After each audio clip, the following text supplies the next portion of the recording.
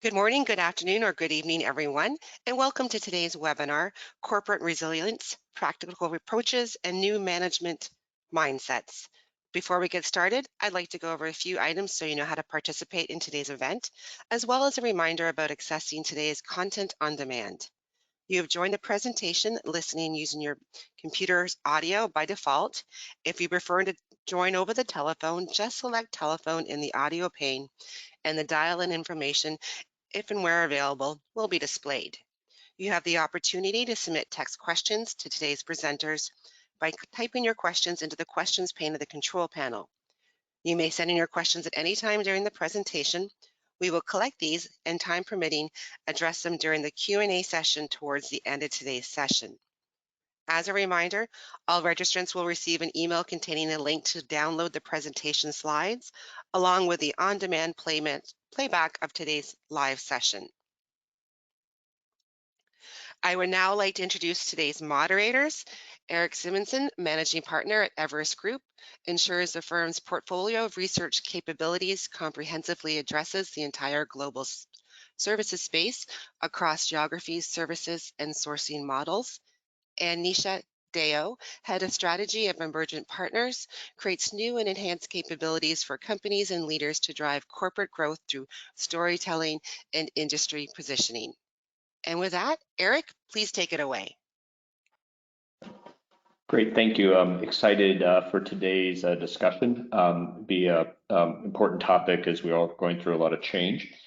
We have a good panel to help us sort through a variety of perspectives and experiences to bring color to this. With that, I'd like to hand it to Nisha to help introduce the panelists. Thanks, Eric, and hello, everyone. I'm looking forward to a lively discussion as well. I'd like to have each of the panelists spend a few seconds quickly introducing themselves. Let's start out with David Poole, CEO of Emergent. Oh, hi, Nisha, thank you. Yeah, I spent most of my career working in and hopefully disrupting a little bit the consulting and outsourcing industry.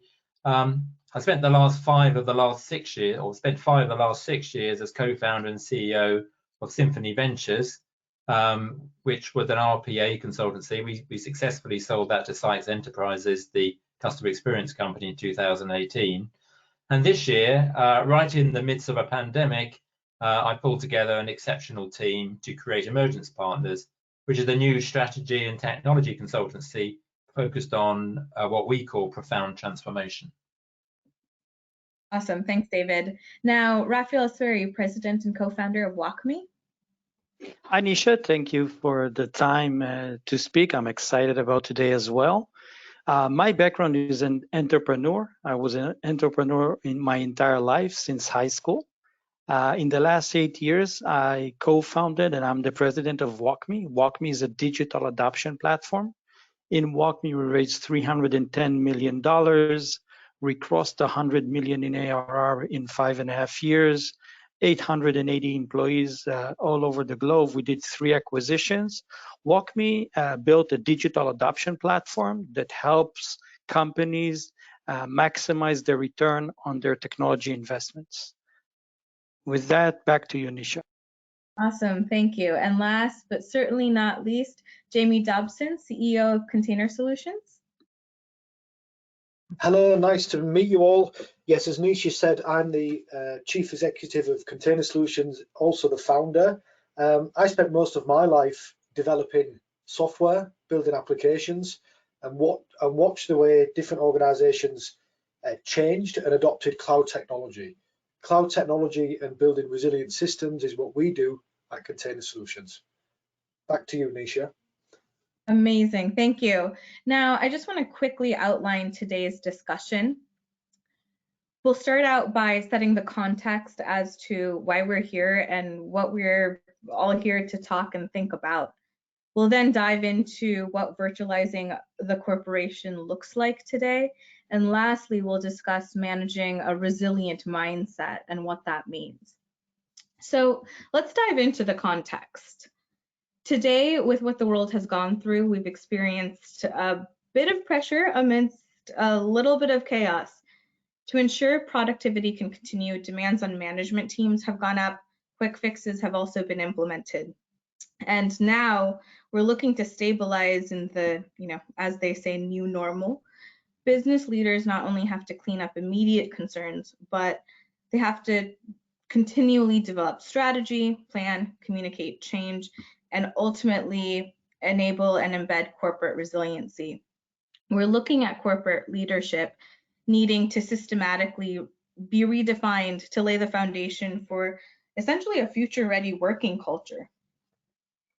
I want to talk through incremental versus exponential thinking. This graph shows the results of exponential and incremental thinking across the phases of a business. To create exponential value, it's imperative to first create that exponential mindset. The incremental mindset is about making something better. The exponential mindset makes something different. Incremental, as you can see here, is satisfied with 10%, but exponential is gunning for 10 times. We're thinking differently now, traversing through different stages, heading towards the next normal. I'll hand it off to Eric now to shed some more light on that. Great. When we think about the stages that organizations are going through, what we observed is there was this first stage where everything got thrown into a scramble of, okay, how does work from home and remote operations get changed, and have then largely progressed through making that productive and sort of the continuity planning required to sustain it. Most organizations now have started pivoting their thoughts into stage 3, which is okay, how do I manage the costs? Some of them I've incurred as a part of going through stage 1, stage 2. Some are legacy costs, and increasingly people are starting to realize the world's going to be different, and I need to reset to the next normal. The rest of today's webinar is really about stage 4 and thinking beyond what's immediately happening right now and how we might envision a next normal that's attractive. With this, we'll go into our first main section, virtualizing the corporation. As we go through each of these sections, we'll end up starting them with a poll question. We'll also ask that if you want to submit questions in your panel to the right, there is a question section. If you type those in there, we will take those and try to cover as many as possible at the end. So please locate that. So let's take a look at our first poll question. The question is really looking at where were things situated 6 weeks or so ago, and is what was your organization's level of preparedness coming into this crisis? So we'll give everybody a few moments here to select the option, then we'll look at the results. Nisha, from your perspective, what's been the biggest change that you've had to make in your life and work here in the last 6 weeks? Oh my gosh, yeah. So we have, I live with 2 more working professionals, so just space is an issue. So monitoring who is on calls when and making sure we are not accidentally jumping on each other's calls. Yep, the practical logistics are fun.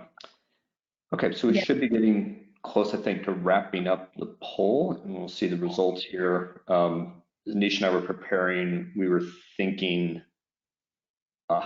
okay.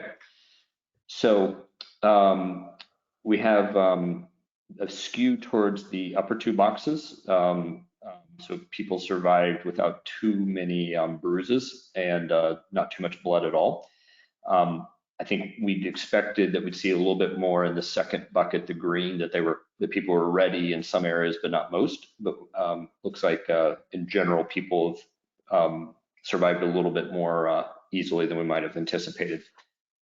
Let's go to the next slide. I want to give an example of one of the things that has happened, and is maybe one of the most obvious areas, is from the work from home agent model for customer support and contact center. This is actually a space that we've been tracking in our research for the last few years. And in recent years, it was growing in the upper teens in terms of annual % growth rate. We were forecasting that coming out of last year, we'd enter a couple years of heightened growth and push towards 20% or a bit above. we've now revised that to be over 30% for the next couple years. So this is, one of the kind of the bright spots in some ways, and can increase employment, deal with the remote working, et cetera. As you peel underneath this, though, there's a lot going on. It isn't just people logging in from home. It's actually new technology, different technology, and the providers that had that different technology are faring better than those who had not been cultivating this type of model. But the other thing that happens underneath this, it's where change is complex and multidimensional, is it involves all sorts of new talent models. How do you recruit differently? How do you manage differently? And those competencies are in some ways as important or more important than just being able to put the raw technology in place. Indeed, as we've spoken to the organizations that have strong work from home business models, they've seen dramatic increases in their inbound leads, as many organizations now give this a lot more serious consideration than they were willing to just a few months ago. With that, I'll pass it back to Nisha. Great, thanks, Eric. So now this leads us to our first question. Is virtualization a global imperative for corporate life? David, now I know you and I have talked at length about the various ways it indeed is. It'd be great to hear your thoughts. Yeah, I mean, first of all, Nisha, I was quite surprised by the survey result there.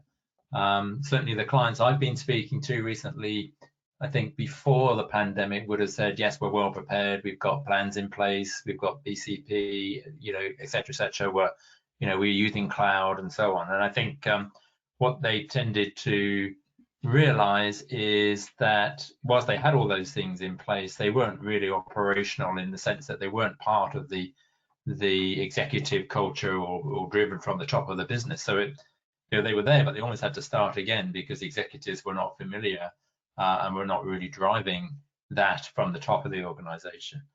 But as we think about virtualization, we tend to think of it as an IT concept. And I think to Eric's point there, it's much broader than that.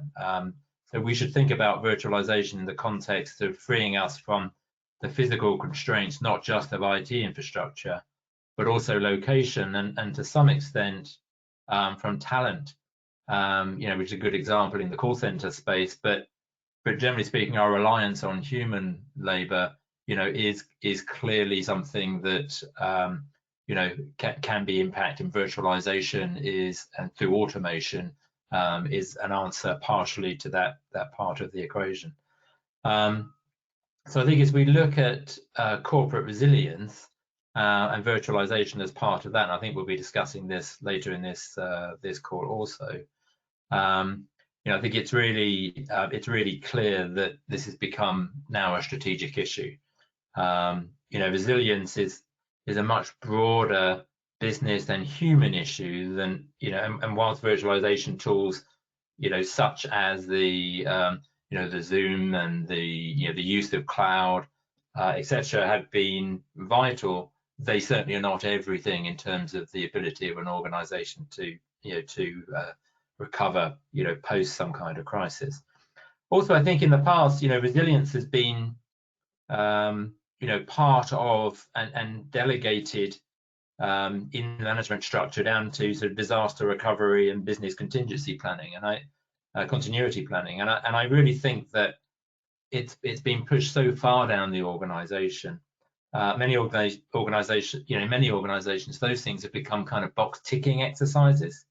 And they live somewhere in the back end of the IT department or potentially an internal audit. And I think recent events have really shown that true resilience will come from a really broad range of management, leadership, human and technology shifts, including virtualization. And that these things really can be developed and should be an essential part of a strategic framework. We'll come back to that later, but it really needs to be, from the very top of the organization. So the short answer is yes, I do think virtualization is a vital part of the broader resilience of an organization, and therefore is a strategic imperative. Excellent. Yeah, a big part, but not the only part. Raphael, I wanted to pose the question to you too, and to see if you had any reactions to David's comment.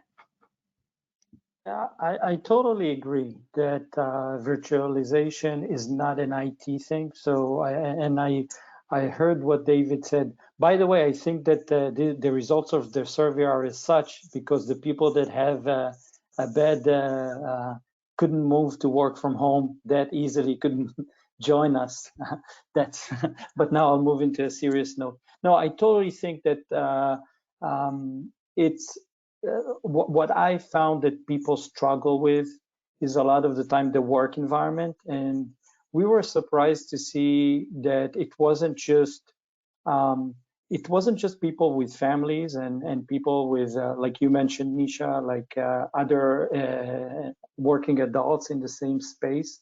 It was also people that live by themselves because they had a lot of time in their hand, and it was very difficult suddenly because they have a very limited way and they don't have ways to communicate. But and we need to look and address all of that. We had to do we see about how do you onboard a new employee that came and never been to the office. How do you part way from an employee that again you can't do physically, etc. Back to you, Nisha.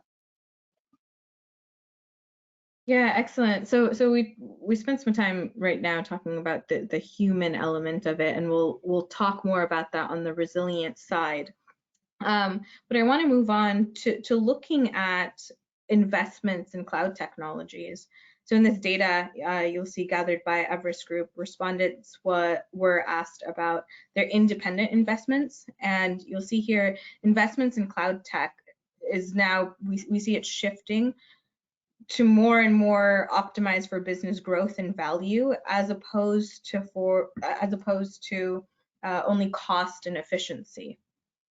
In the next slide, I want to pose another question to our panelists. Can the pace of adoption be dramatically accelerated in the current context, and how? Raphael, why don't we start out with you?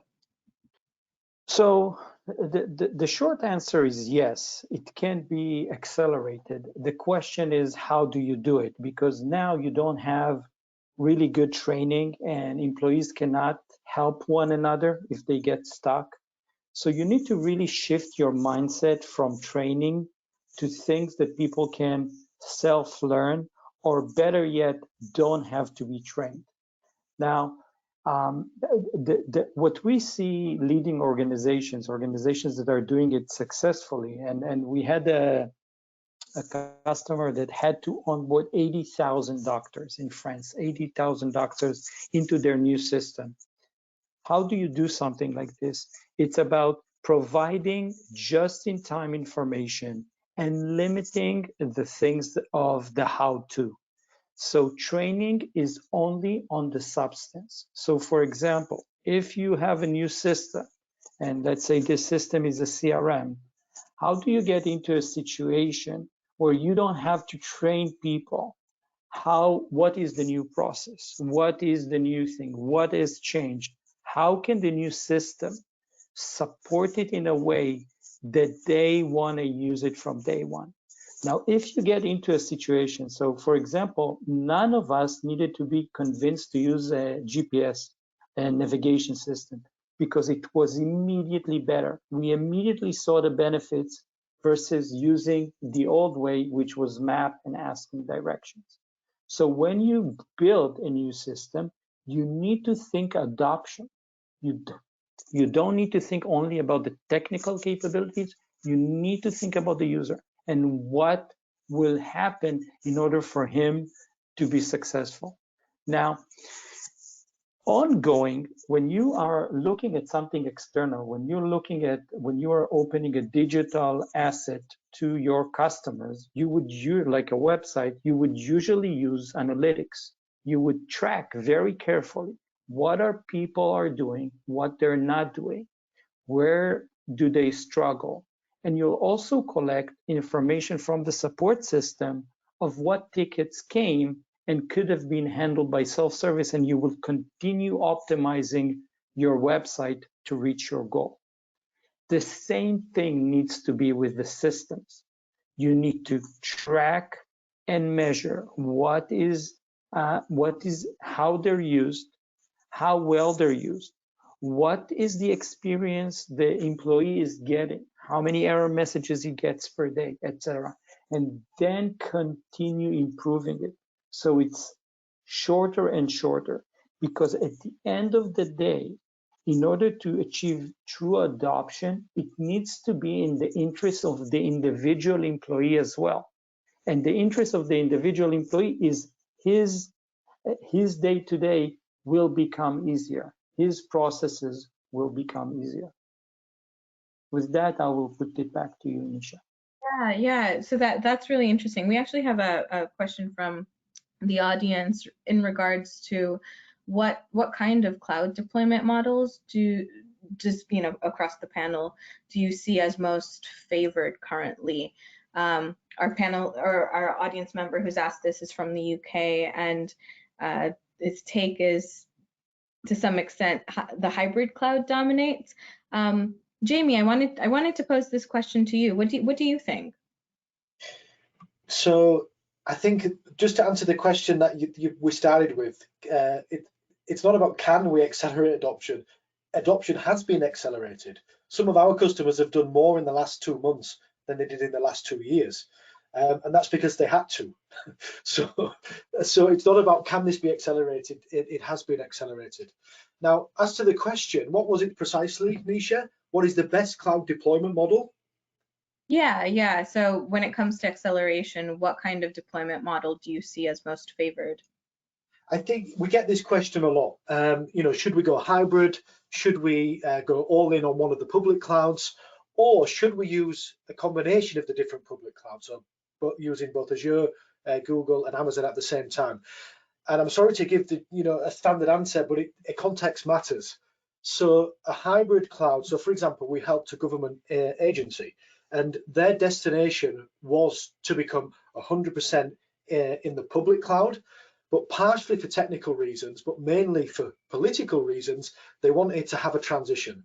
And so we built for that specific agency a hybrid cloud where 90% of the workloads were running on their own data centers. And then a year later, we migrated a bit more. And then the year after that, we finished the migration and switched off their internal data center.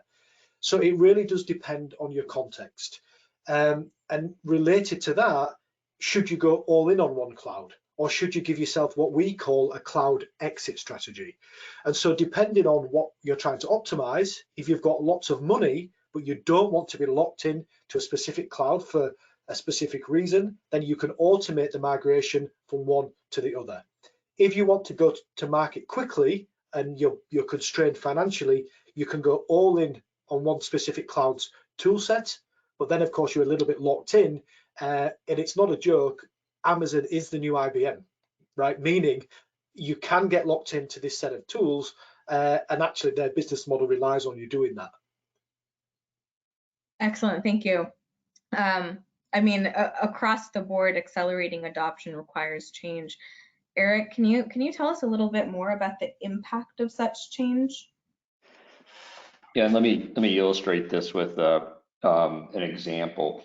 I think everybody has experienced that change takes a long time, or longer than it seems like it should, and that's seldom due to the technology itself. It's the model and the people.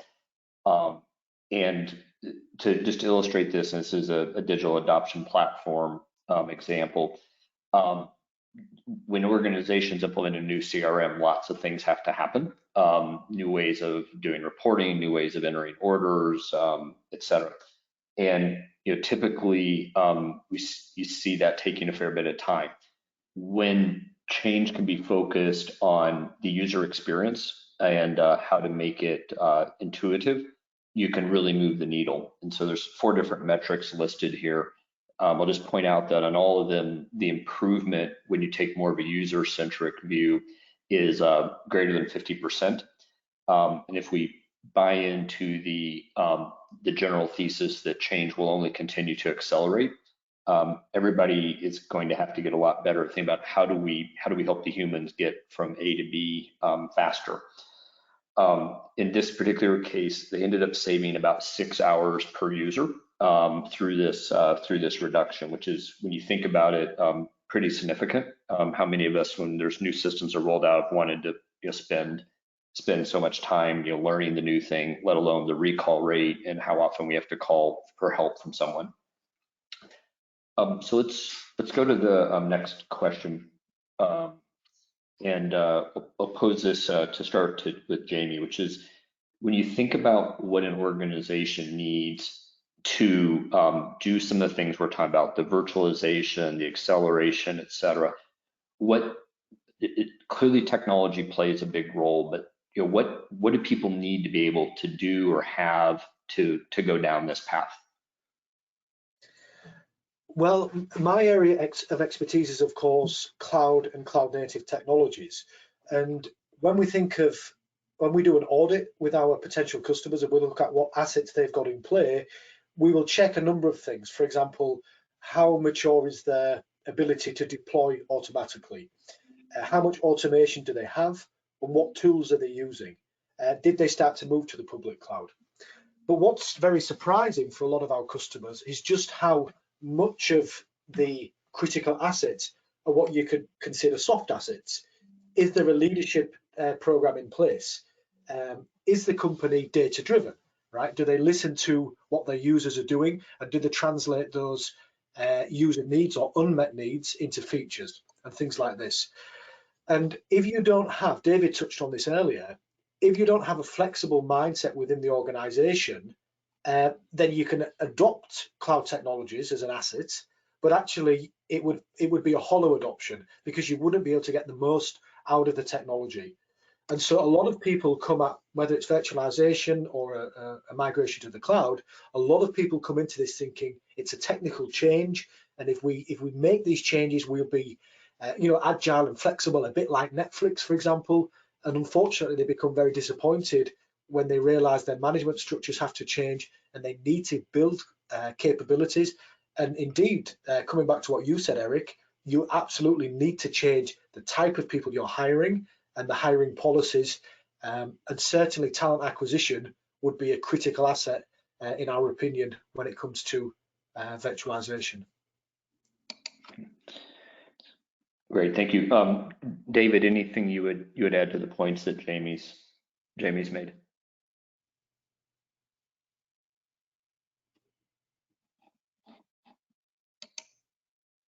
David, are you there?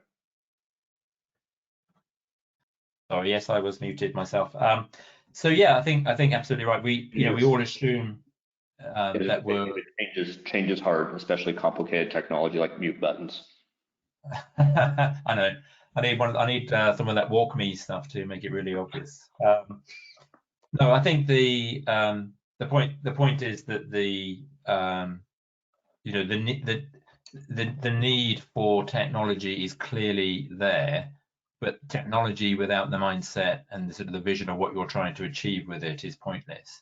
As we talk about these critical assets, for virtualization and acceleration being part of our sort of immediate need because we're in the midst of a crisis.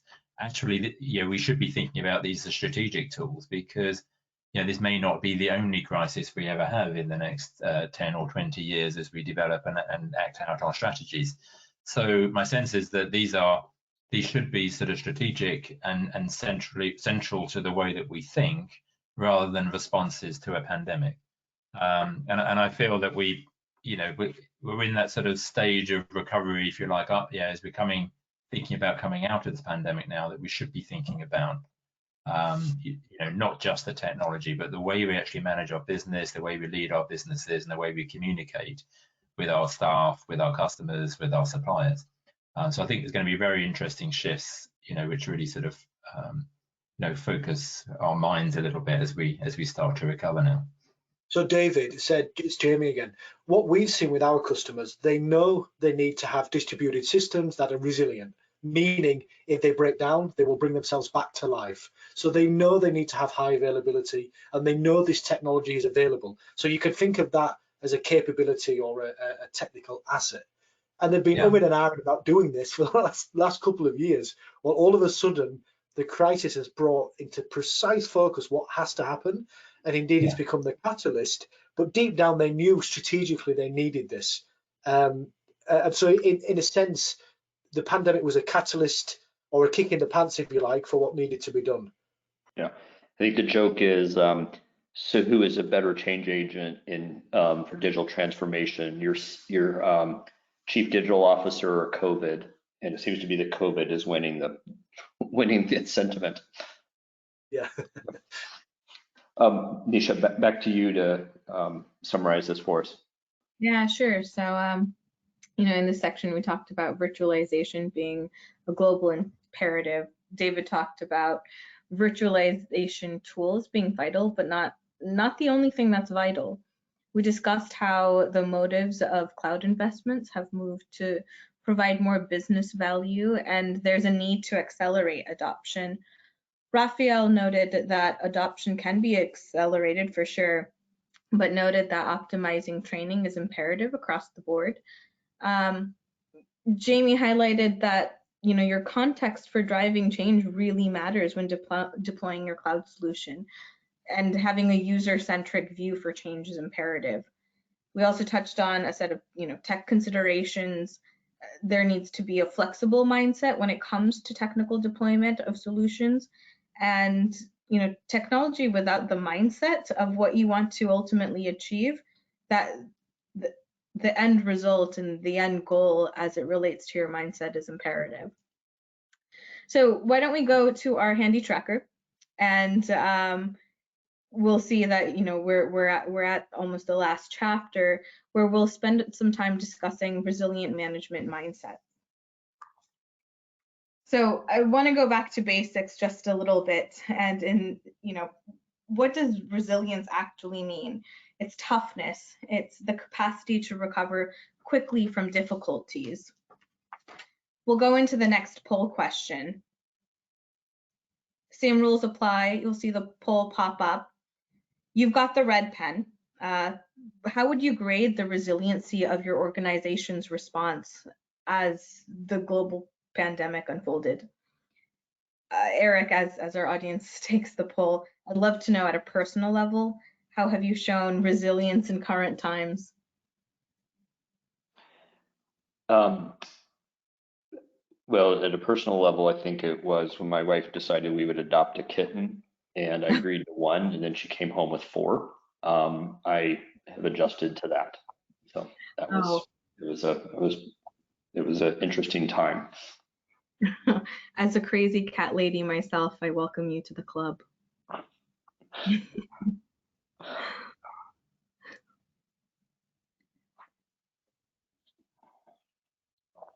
Right, I think we're still collecting responses here. Yeah, I think on my end, resilience has just been the noticing that coffee is just an arm's length away. So I feel like my acidity has grown quite a bit with all of the coffee I've been consuming. There we go. Okay, so fair, between A's and B's. Eric, do these results surprise you? Not too much. I'll actually go back to I think one of the points that was made in the Q&A and ties to the other things. I think to a reasonable extent, the group we have participating today, this sector of the economy was more virtual ready. Yeah. And then, as we've spoken to shared services organizations, service providers, a whole range of them, this whole industry space by itself has already had to have a lot of virtual. It's not much that's truly physical.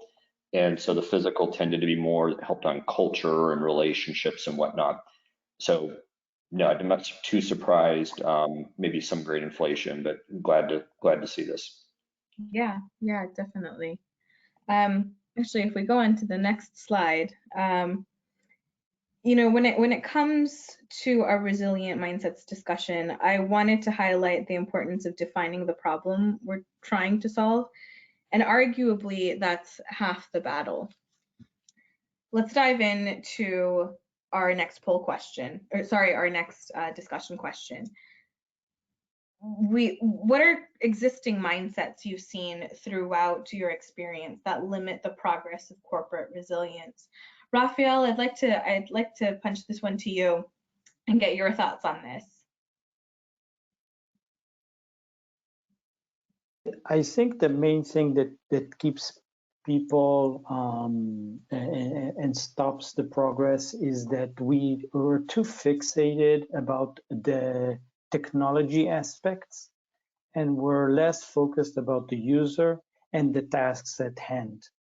I think another thing that really limits us is the fact that there is no one alignment that runs all the different initiatives. And what is happening that is some initiatives are affecting others, and the end result is that we are overwhelming the employees. So as the sales is changing something in the CRM, the HR will change something in the HRM, while the finance is changing something in the expense reporting. Now, those are the two things that I think are keep limiting us. Another thing is that we're still thinking about those changes as something you can manage, and we're talking change management. And I think that we need to look at change as gravity, and we need to look at it in a way of how do we deal with change. It's not a change management. The change is the new constant. It's always going to evolve. It's always going to change.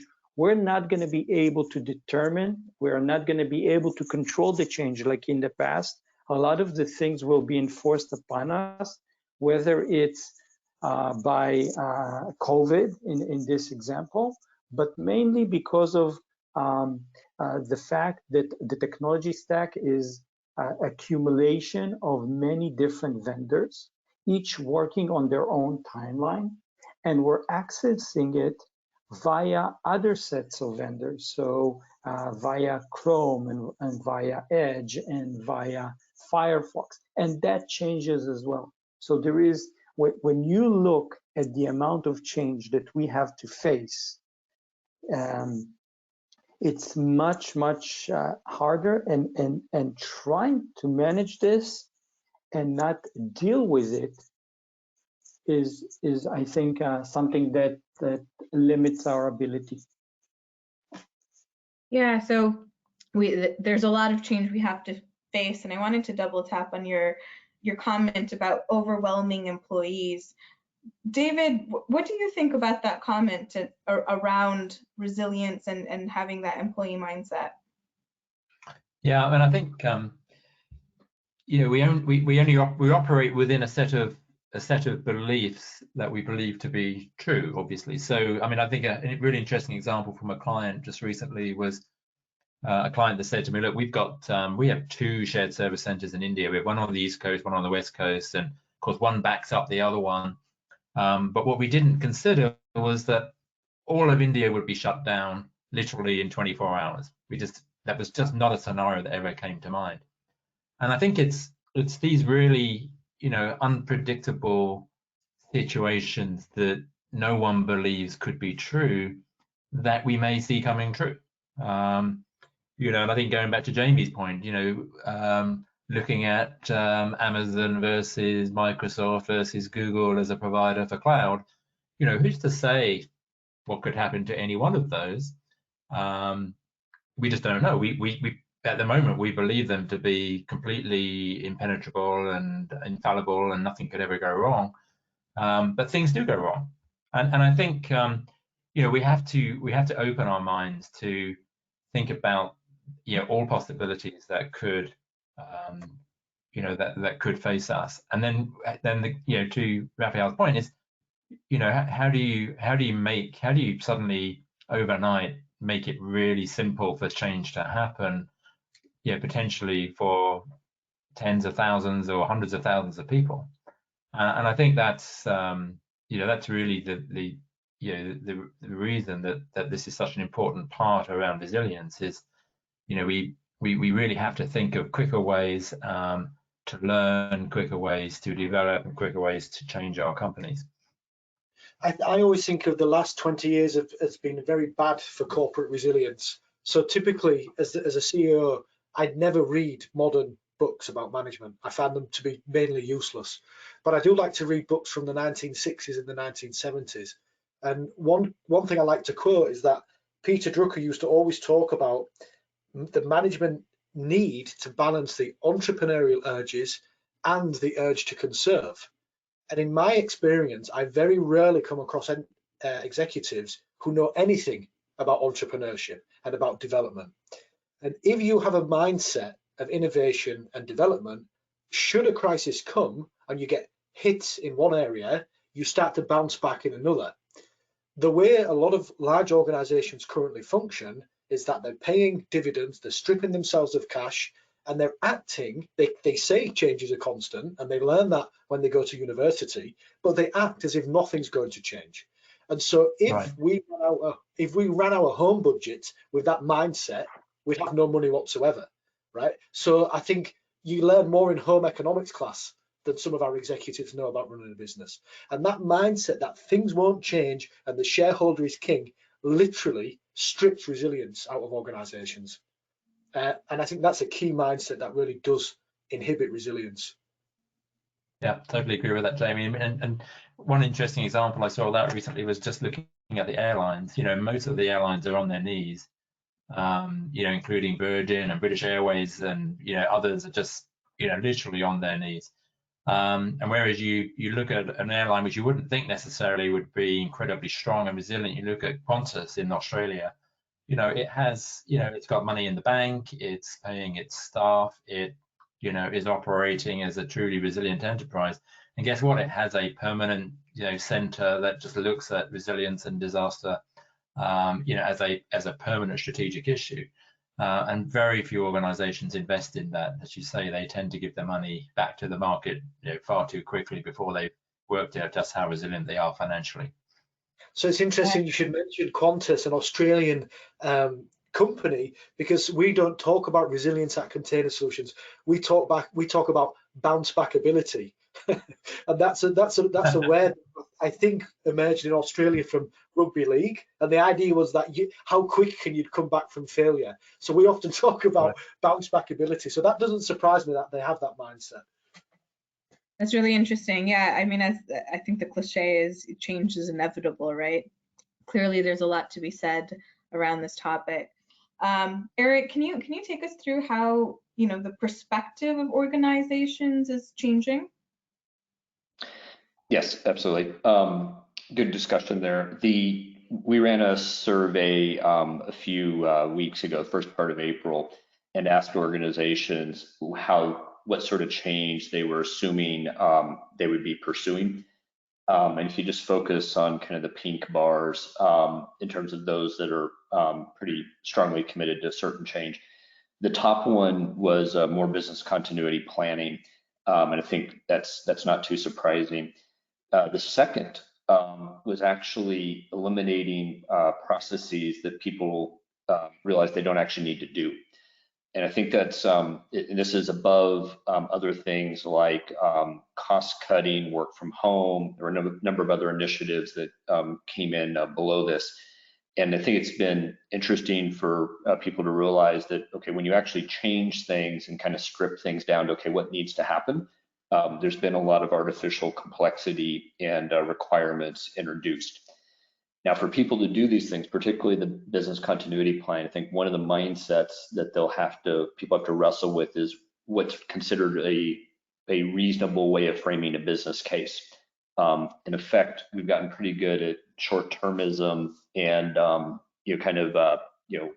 does something pay off in 3 years or three months? But things that are longer and more, I'll call kind of competencies, those generally business cases don't really try to deal with, and they're done more on gut feels and value. but we'll see how else people are able to adjust and hopefully have some real courage.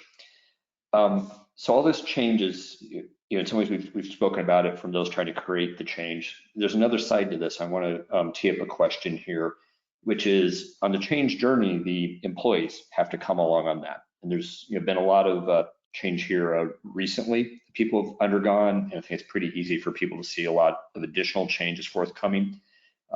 Jamie, could you maybe share some thoughts on how organizations should think about bringing their employees along on the journey?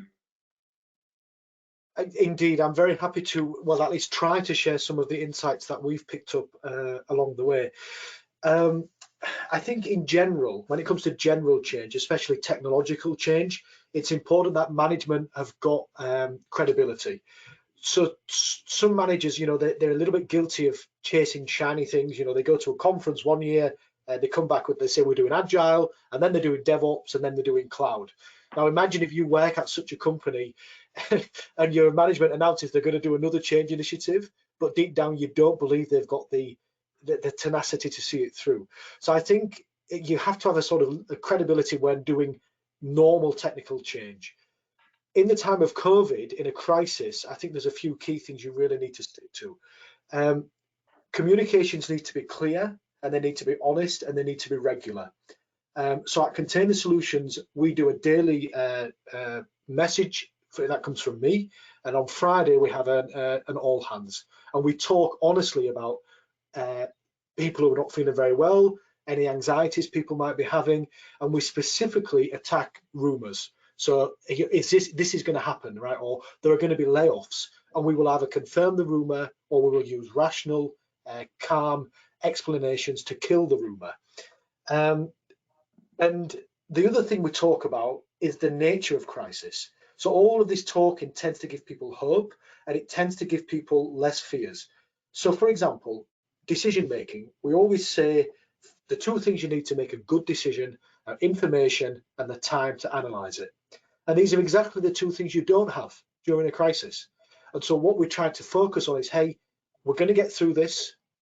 This is our key strategy, but mistakes will happen because that's what happens when you don't have time to analyze this information.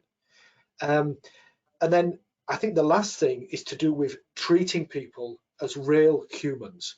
And this comes in a few different flavors. We see lots of executives, they come on the news or they make press releases and they talk about what they're doing, how they're doing it, and all of their contingency plans. And I think a lot of executives are scared to be vulnerable because they don't want to get in trouble later or they don't want to look stupid. But you read a lot of stuff in that, Harvard Business Reviews, lots of great books where an executive's come out and said, hey, we're in a really difficult situation. I'm going to fight for this team tooth and nail. This has happened. I got that wrong the other day, but next week we're going to try this again. So what I encourage my leadership team to do is to try to address the human issues, and you might get the tone wrong. You might be a bit soppy. You might be a bit sentimental. You may be too vulnerable. You might start crying, so you might look a bit daft in the eyes of some people, but you must try. And so it's a bit like reading the news. You've got to get that tone right. And so I guess in summary, in order to make sure there's hope, you have to keep, every time you give a speech, there's always the facts, there's always the emotions, and you must have the sunny uplands part of the speech. This is what's happened, this is what we're doing, but don't forget where we're going to be after this. So constantly reminding people of what there is to look forward to. In my case, we always say, hey, do you remember those 3 or 4 things that were really annoying us? Well, we've killed them now. So just going back to what Eric said about complex requirements, those 3 things used to annoy us, they're dead. Now imagine what the future might look like. So constant communication, clarity, and addressing those human needs, even though for hard-nosed executives, that can be very, very, very much out of their comfort zone. Great, thanks, Jamie. In the interest of time, just add a point on that. Sorry to interrupt. I just think the other thing that we I think we need to touch on here is that during these periods, as we're dealing with individuals, different individuals have different issues and concerns at this moment in time. I think we touched on earlier that some staff are empty nesters. They don't have any children. They're they're isolated and alone, and that as a community needs to be dealt with in a different way to, for example, a working mother or a working father that may be at home with children and still having to work and so on. So there's different communities that have different fears, and I feel like we need to find a way to address the needs of a much broader range of different types of messaging and different types of communication than we do normally. It's a very different world to going to work and going to the office, where you've got childcare is sorted, schools are working, etc., etc. So I think the whole idea around the employee base, it becomes a much broader issue with actually much more extreme needs that get sort of exaggerated through the fact that we're not in a sort of a normal situation. It's a very funny situation. All the different employees are basically like different personas that your marketing team might have had. A lot of focus went onto family people. Oh, they're stuck at home with the children. But most of us are aware that domestic violence has risen by something like 20% during the time of COVID. And what we were focusing on was actually the office for many people is a sanctuary. It's either a place for them to get peace, or if they're in a difficult domestic situation, it's a place for them to have a moment away from that. Now that sanctuary has been removed. So I know when we talk about being honest, these are the things we're doing. And therefore what we then put in place is different channels. So we have the Container Solutions bar where people can drop in for a drink. That would maybe for the empty nesters and the people in the 20s and 30s. And then we have one-on-ones, group sessions where we try to address these different and broad range of needs, exactly as you said. And it's a difficult balancing act, but as always, you really need to try, and you need to think about those edge cases, right? Whilst we're focused on this group, what about these other edge cases we might not have thought about? Yeah, the heterogeneous, the world has become a lot more varied. It seems common in some ways, but it's actually, there's more variation within it. If we could go to the next question, I want to tee up David. I would like to add something that was very successful for us. We did activities for the families as well, not just for the employees. So we did cookie class with the kids for people with families.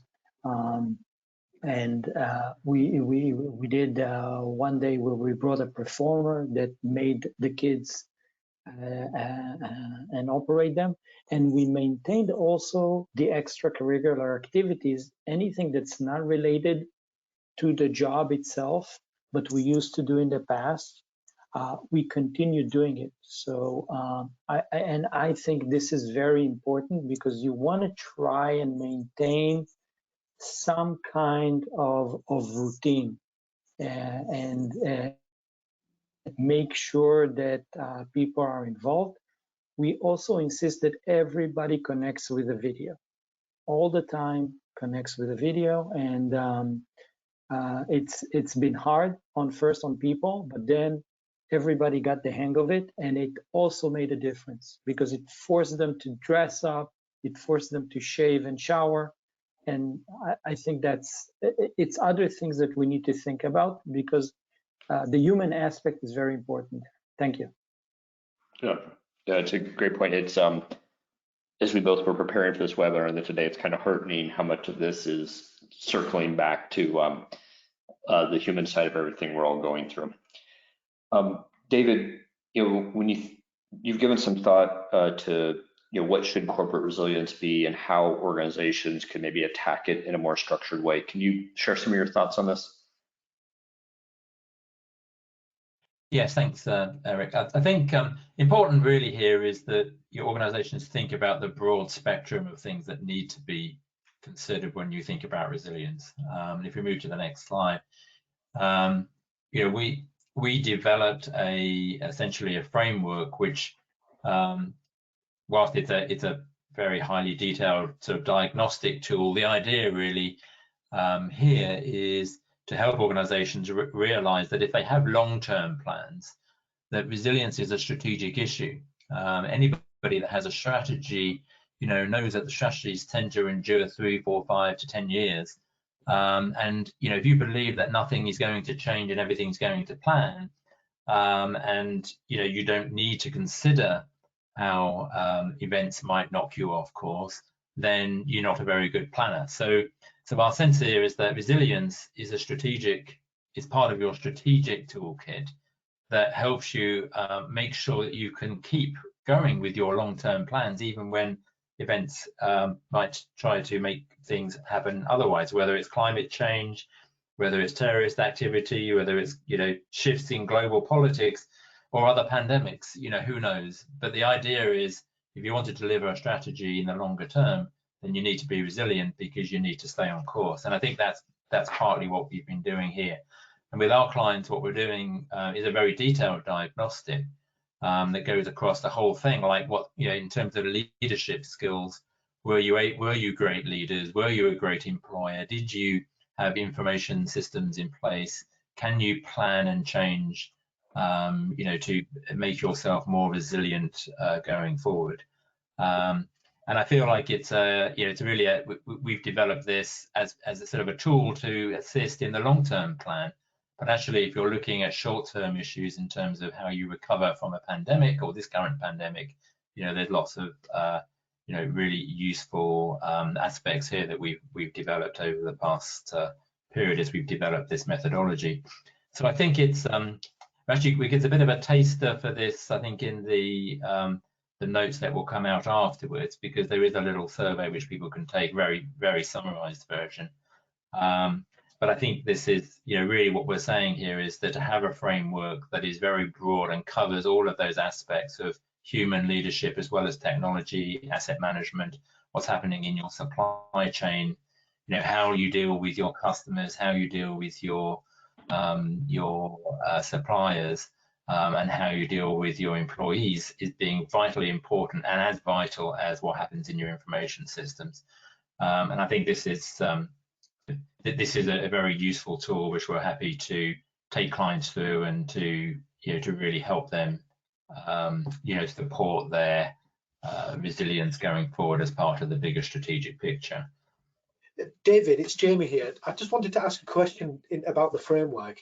Do you think people realize how, well, you've called it basic actually, which is fantastic. Do you think people realize how that resilience is related to the basics of a business, the building blocks? And do you think people maybe romanticize resilience as, I don't know, as something macho or something that other companies might do?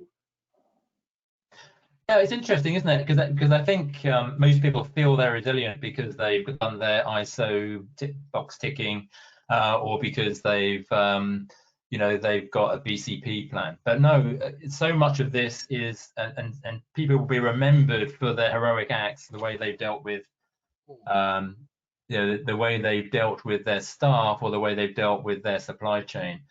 So no, it's a lot of this is around some of the softer issues. Good. Thank you. We have a moment or two here to wrap up. I want to go quickly to a few things.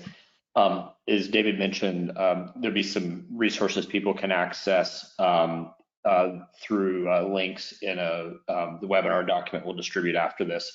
So look for this in the coming hours so you can go download the document. If we can go to summary, just to quickly summarize the things that I think I heard. One, technology is interesting and it indeed creates both opportunities and expectations. However, the human side is both the limiting factor to how technology can help us, and it's also the reality that most of us are dealing with, even if it's potentially uncomfortable or requires management motions and approaches that are unfamiliar to us. So I'll leave it on that in terms of just a few summary thoughts.